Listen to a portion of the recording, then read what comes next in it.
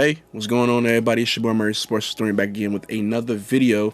And with the conclusion of both of those Game 7s that we saw on Sunday, we now know who is going to match up in both the Eastern and Western Conference Finals. On the Eastern Conference Finals side, we have the Boston Celtics and the Indiana Pacers. Surprisingly enough, definitely would not have pegged them as a Conference Finals team, but hey, it is what it is. And on the Western Conference side, we have the Minnesota Timberwolves and the Dallas Mavericks. So in this video, I'm gonna talk about, a little bit about how we got here, talk about each team a little bit, as well as give my predictions on who I think is going to take that trip to the NBA Finals. If you guys enjoy sports content or content similar to this in nature, please leave a like, subscribe, as well as comment, and turn on post notifications so that you get notified every time that I post a video. Without further ado, let's get into it. So the first team I want to talk about is the Celtics, and I'm gonna be brief with the Celtics. I have a few points that I want to hit on, but we basically knew that this team was going to make a conference finals minimum, just because of how dominant they were in the regular season. It's their third conference finals in 3 years and 6 conference finals in 8 years for this team.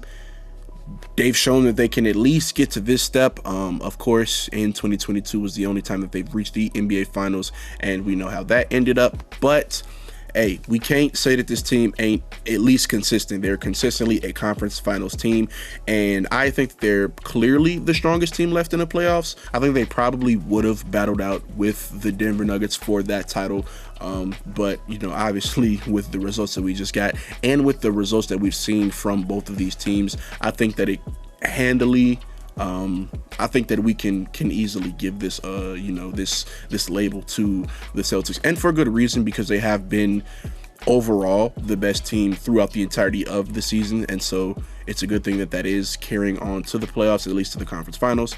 And enough yapping. Really, some points that I wanted to hit on was Derek White. He basically went off for a nuke early off in the playoffs, throughout the entire Miami series and early in that Cleveland series. He was on fire. He was doing very well offensively, and then he kind of tapered off, and when he did taper off, Jrue Holiday picked up his spot. Now normally I'd say role players going hot and cold is not the best thing, not the most attractive thing that you want for a contending team, but with the depth that this Boston Celtics team has, I think that it's all right if your role players can go a little bit cold. Again, I'm on video saying that I think that this team, lives and dies behind what Jason Tatum is able to do on the floor. And speaking of Jason Tatum, he's cleaned up his play in the past 3 games of the Cleveland series. The final 3 games of the Cleveland series, averaging a cool 30 and 11. I think it's 30 and 11. Yeah, averaging a cool 30 and 11 on all right efficiency, so better than his season stats. Still, his total playoff numbers aren't looking the greatest, just because of that extremely slow start that he had in that Miami series and early in that Cleveland series. We still don't know if Porzingis is going to be healthy for this series. I presume he'll maybe they'll try to maybe work him back if there's a game 5, 6, 7. Reintroduce him to the lineup so that he's not being shoved back directly into the lineup at the start of the finals if they make it there. But who knows? We still need confirmation on Porzingis' health, and until we get that, we just don't know. The biggest thing that I want to see from this Celtics team is consistency on the defensive end. I think that offensively, whatever issues that they seem to have, if they pop up, then they pop up. I think that the best thing about this team has been their offense all season, and that's saying something because they've been like a top 5, 6, 7, 8 offense defense the entire season. But I need this defense to stay consistent, and with who they're matching up against, I think it'll be very easy for the Celtics to fall into a bunch of their defensive lapses that they do sometimes and allowing runs, especially to a team that can get out and score a bunch of points early, score a bunch of points often, like Indiana.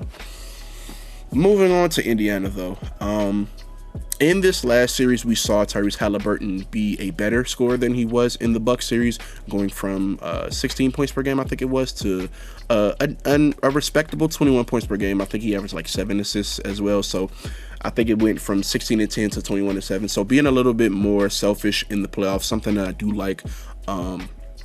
And although his assist numbers did dip slightly in that second series, the Pacers are still averaging 114 points per game, which is pretty damn good. It's obviously down from the regular season a little bit, but when you consider that there's only 4 teams left in the playoffs, they got to be doing something right. So that's something that I'm liking from Indiana. Siakam is leading the team in scoring with 21 points per game throughout the entire playoffs, which is nice.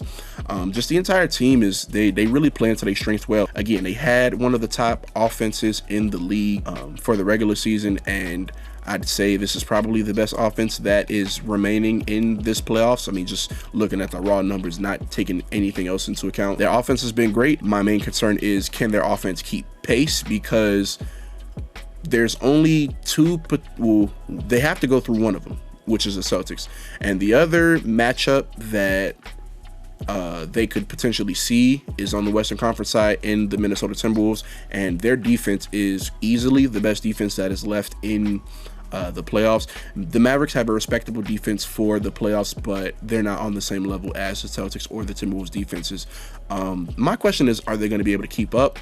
If the Celtics defense plays with any sort of consistency, I see it being very, very, I don't want to say very, very difficult, because this is an elite offensive team, but I see it being harder to score on this team. Obviously, they got guys like Drew Holiday and Derek White, who offensively is going to make life hell for a guard like Tyrese Halliburton, who we saw in the first series.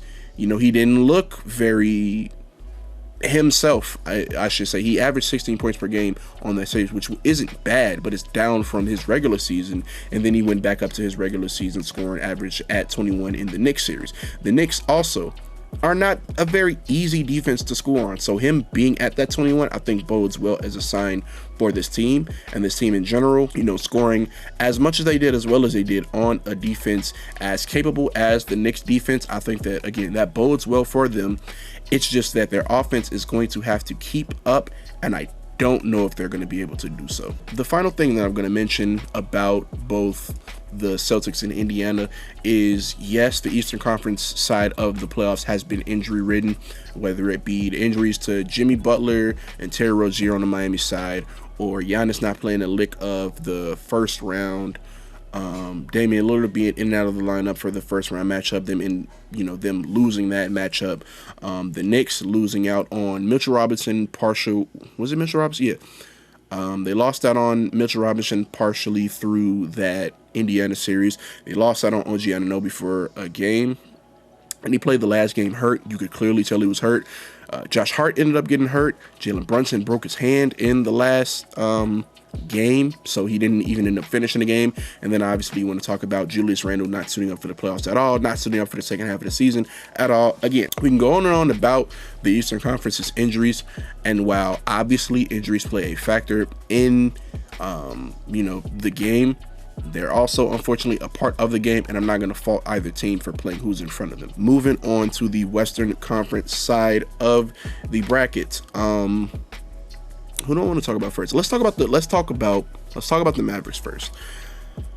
So something that I've noticed with the Mavericks, and I don't think it's being talked about very much, obviously barring Game 7, because Luka had a fantastic Game 7. When it comes to Luka and Kyrie, to a lesser degree, but Luka mainly, his scoring and his efficiency is way, way down from the regular season. Notably that 3-ball, I believe he shot like 38, 39, maybe even 40% from the 3 on like a ridiculous amount of threes. He was shooting like 8 threes a game, and he's never been a knockdown shooter. He's been a respectable shooter and someone you don't want to leave open. But Luka has never been like a knockdown shooter like that. So I was a little skeptical on seeing if that was going to translate to the playoffs. So far, it hasn't. Not only that, but his efficiency is just going way down. His score production is going way down. Keep in mind, this dude, before he played a game in this 2024 playoffs, he was second in playoff scoring behind Michael Jordan, second all time. It was like minimum 20 games. I don't know how many games played, but he was second all time behind Michael Jordan in scoring. And he's being held to well under his playoff statistics and his regular season statistics from this year. So hopefully he can get that together. Again, as of the last game, Game 7, the most recent game that he played, he had a great game. He was mad efficient in that game. I think he might have missed his first shot in the third quarter, or it might have been the fourth. He was on one that game. But that's something that I want to see them pick up, as well as Kyrie Irving. Just his scoring's down a little bit. His efficiency's also down a little bit, not as much as Luka's, but it is there. And he's had a few outings where, all right, you know, you could have played a lot better this game than you ended up doing, but it's all right because they won, or it's all right because someone else filled in your shoes. Speaking of filling in shoes, Derrick Jones Jr. and PJ Washington have been big for the Mavericks, which is expected. You know, they traded for PJ Washington at the deadline with the hopes of, you know, building a contending team out of what they had, which was not a contending team. This team was not a contender to start the season. And, you know, they did their magic, they did their moves at the trade deadline, and they got the pieces that they needed, you know, to make themselves into a roster that could, you know, be in the conference finals. Now they're here. With that being said, though, Derrick Jones Jr. and PJ Washington, they're not knockdown shooters. They never have been. So they're knocking down their threes, which is great, but I don't know if they're gonna regress to the mean soon. I don't know if this is like a playoff rise and they just, you know, automatic from the corner three or whatever they're doing. They was like taking turns dropping 20 on the Thunder, which I thought was very funny.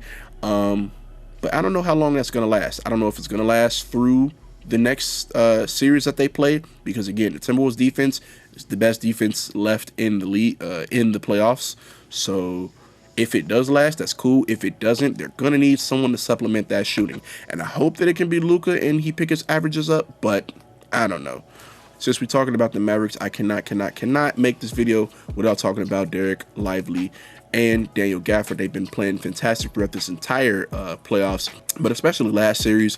It felt like I would maybe look down at my phone and I'll look up, and then Daniel Gafford got some crazy ass block on somebody on the Thunder, or, you know, Lively catching a lob, something like that. They was great at the roles that, you know, they've been given, and they were real difference makers. I hope that they can continue to be difference makers in this next series. I say that with knowing that Karl-Anthony Towns and Naz Reid and Rudy Gobert is going to be the big man rotation, you know, that they're going to be seeing.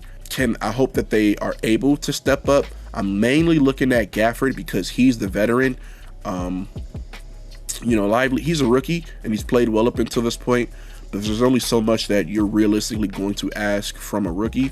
So I'm looking for Daniel Gafford to play a little bit bigger than he is, a little bit better than he is, just because they're not going up against subpar big man talent in the slightest. Speaking of non-subpar big man play, the Minnesota Timberwolves, man. Hold on. Before we even talk about the Timberwolves, that Gobert fadeaway, when that, first off, I thought that Karl-Anthony Towns shot the shot, and then when they zoomed in on Rudy Gobert's face, I was like, there's no way that Gobert just made that fucking fadeaway over Jokic. And when you looked after, Jokic like had his head down, and he was like, he's probably like, fuck, this must be how it feels, because that shit was ridiculous. I definitely didn't think that Rudy Gobert was. I didn't even think Gobert took that shot. And so for Gobert to make it after he made that shot, and I realized it was him, yeah, that was the series for me. Because you got shit like that going in, you're not gonna win a game. It's written that way. We talking about the Wolves. Anthony Edwards, 22 years of age, averaging 29, 6, and 6 on the entirety of the playoffs, on good enough efficiency. I don't know exactly what it is, but good enough efficiency to be more than passable. He's been exceptional throughout the Timberwolves' entire playoff run, and truthfully, I can't rave enough about Anthony Edwards. Anthony Edwards, same age as me, bro.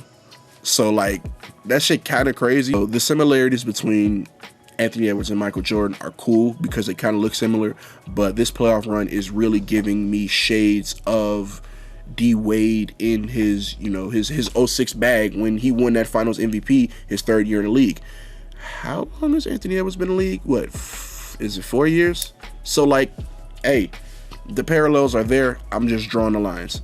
Karl-Anthony Towns, I can't say enough about Karl-Anthony Towns. He's been playing well. He's averaging 18 points per game on the playoffs. Him and I guess the entirety of the Timberwolves have been kind of hot and cold with just how they've responded to their opponents. Them going out and winning 2 straight in Denver, that's impressive. That's fantastic. Them going and losing 3 straight to Denver after that, it's like, oh, you know, I was thinking that the series was over. Obviously, I didn't say as much, and I thought that the Wolves at least had a puncher's chance. And look, after Game 5, they won Game 6, extended to Game 7, and they ended up winning the series. I think that maybe my biggest takeaway from that series is that the Minnesota offense, it does have issues that I'm not sure exactly what the answers are to. When they missed Mike Conley for that one game, it was like clear that they weren't going to let Anthony Edwards stop them, and they started to throw the doubles at him. They got him disengaged from the game early, and he wasn't able to, you know, pick himself back up, find his rhythm late in the game. They did that Game 6 as well as Game 7. They did that Game 6 and it worked. They did that Game 7 and it didn't work because the Nuggets came out after halftime and couldn't throw a fucking penny in the ocean. With that being said, their defense is so spectacular, man. It's crazy that a team with a core whose core pieces, whose like vital core pieces are as young as they are. Karl-Anthony Towns, he's a little bit older than the bunch, but you know, he's what, 27, 28. Anthony Edwards is 22. Jaden McDaniels is 23. Nickeil Alexander-Walker, he's 24. So that's four extreme. That's Naz Reid, he's what, 24, something like that. And then you got the veterans in Mike Conley and then Rudy Gobert. They playing very, very well. Something I want to say about Rudy Gobert is that the flip-floppy nature between like whether Rudy Gobert is a defensive level of the year like caliber player or whether he's the worst fucking person to ever touch a basketball, I don't really understand it. I don't know how you can look at that game that Jokic dropped 40 with no turnovers. Was it 40? I think it was like 38. I don't see how you can look at that game and say that Gobert played bad defense. He didn't. Jokic was just insane with his shot making, and I feel like people pick and choose when they want to credit people on the defensive side of the ball and when they don't. Case in point, I think Jason Tatum has been borderline elite, if not, fuck it, I'll just say it, he's been elite defensively throughout the entire playoffs, and I haven't heard like a peep about it. So just, you know, something that I want to say to everyone watching is watch the game with your eyes. Like watch the game, you feel me? Like watch the game, pay attention to when good defense is being played, pay attention to when it's just better shot making, pay attention to things with your eyes, and like try to stay away from the agenda bullshit, because the pushback that I saw on Rudy Gobert, and not only that, the pushback that I was seeing in the middle of Game 7 for Rudy Gobert was disgusting. So I hate shit like that, and I would prefer I don't see it. As far as how these teams match up, I'm 50-50 just because, again, I think that we're gonna get the best out of every single one of like the stars. I think that Kyrie's gonna show up to play. I think that Luke's gonna show up to play. Ant's gonna show up to play. Cat, you know, all of them. They're gonna show up and they're gonna show out. So it's gonna be a very competitive series. I think that, like, I wrote down Wolves in 7. I don't know that I truly believe that the Wolves will win this series in 7 games. I truthfully, if I'm gonna give myself one mulligan, it's gonna be this one. I don't know who's gonna win this series, but on camera I will say I have it written down, so I'm gonna commit to it. I have the Wolves in 7 games. I think that their defense is going to be the saving grace for this team, because, you know, sometimes you're not gonna have it offensively. Obviously, we saw that Anthony Edwards Game 7, he wasn't very good offensively, but their defense saved their ass. Their defense kept them into it. And so if you can slow down Luka, if you can slow down Kyrie, if you can get good contests onto these shooters, if you can make the big man have to work for their rebounds, stuff like that, which is stuff that I know that this Minnesota defense can do, then they should have an easy time. That being said, it's very much so easier said than done guarding Luka, guarding Kyrie, getting out to these, you know, getting out to the shooters. So again, I'm locking it in. Wolves in 7. And I don't know if I answered earlier, but if I didn't, Celtics in 5. I actually don't think I answered earlier, so I'm going to answer right now. As far as the Celtics series goes, Celtics in 5. I think that Again, the best portion of the Celtics, like this season, the best part of their team this season has been their offense. It's been raining threes all season. It hasn't necessarily stopped. It has slowed down just a little bit. I just need their defense to be more consistent. And if their defense is consistent, Celtics in 5. If not, probably Celtics in 6. I don't see the Pacers winning this series. God help me if I do, because I'm not going to tell you guys where I am, but I'm in close enough proximity to a Pacers game to where if they make the NBA Finals, I got to see if I can get to an NBA Finals game. That's way too close for me to just like pass that opportunity up. But yeah, with all that being said, I hope you guys enjoyed the video. I'm recording this the day after, and this is definitely gonna go up Tuesday morning. So if you guys are seeing this, happy conference finals. I hope that you guys have enjoyed the playoffs so far, and I hope you guys enjoyed this video. Again, leave a like, comment, subscribe, and turn on post notifications so that you get notified every time I post a video. And with that, I'll see y'all on the next one. Peace.